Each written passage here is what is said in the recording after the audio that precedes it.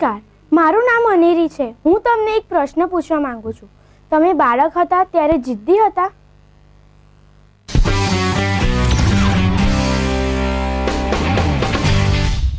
શું જ માણસમાં પોતાના વિચારો હોય તો જીદ આવે ને આવે જ। ઉછીના વિચારો લઈને જીવવાવાળાને જીદ ના આવે। ગંગા કહે ગંગાદાસ, જમના કહે જમનાદાસ એવું કહેનાર મને જીદ આવે ને। જીદ કોનામાં આવે? જેનામાં સત્વ હોય, જેની પાસે કોઈ વિચાર હોય, જેના આગ્રહ હોય, પણ દુરાગ્રહ ના હોવા જોઈએ। અને જીદ ક્યારે એક પક્ષી ના હોય, જીદ હંમેશા દ્વિપક્ષી જ હોય।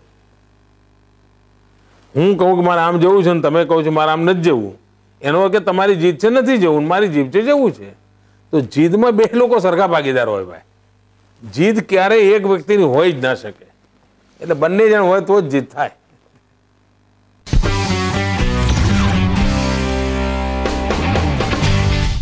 ખાસ કરીને આ કિડ સિટી, ખાસ કરીને આ કિડ સિટી બાળકોના આત્મવિશ્વાસ કેળવવા માટે છે। એ એન્કર બને, એ આત્મવિશ્વાસપૂર્વક મુખ્યમંત્રીનું ઇન્ટરવ્યૂ કરે, એ આત્મવિશ્વાસપૂર્વક ફાયર બ્રિગેડની ગતિવિધિ કરે, એ આત્મવિશ્વાસપૂર્વક રસોઈ બનાવવાનું કામ શીખે, એ આત્મવિશ્વાસપૂર્વક બેંક ચલાવે। અનેક પ્રવૃત્તિ જે દુનિયામાં જુએ છે પોતે કરી શકે કે નહીં, એના માટેનો અવસર આ કિડ સિટીમાં મળે છે। મને વિશ્વાસ છે કે બાળકો અહીં જેટલા પ્રકારની પ્રવૃત્તિ છે એને જીવનનો એક અલગ આનંદ સાથે શિક્ષણ પણ મળશે, જ્ઞાન પણ મળશે।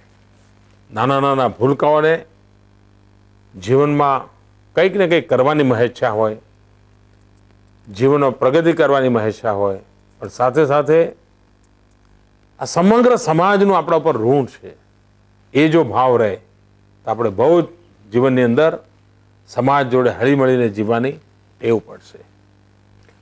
મિત્રો, નિયમિતતા એ બહુ મોટી શક્તિ છે। અનિયમિતતા જીવનને વેડફી નાખે છે। હું નિયમિતતાનો મતલબ એ નથી કરતો કે બધું જડબે સલાક હોય, ઘડિયાળ જ તમને ચલાવતું એવું નહીં, પરંતુ નક્કી કરેલા સમયે નક્કી કરેલું કામ કરવાની ટેવ પાડવી જોઈએ। એના કારણે ખૂબ લોકોનો સમય બચતો હોય છે, ખૂબ શક્તિ બચતી હોય છે, અને ઓછા સમયમાં ઘણા કામ આપણે કરી શકતા હોઈએ છીએ।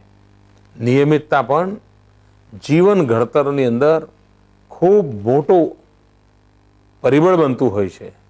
અને મને વિશ્વાસ છે મિત્રો કે તમે બધા પણ નિયમિતતાની બાબતમાં ક્યારેય કોમ્પ્રોમાઇઝ નહીં કરો, ક્યારેય સમાધાન નહીં કરો।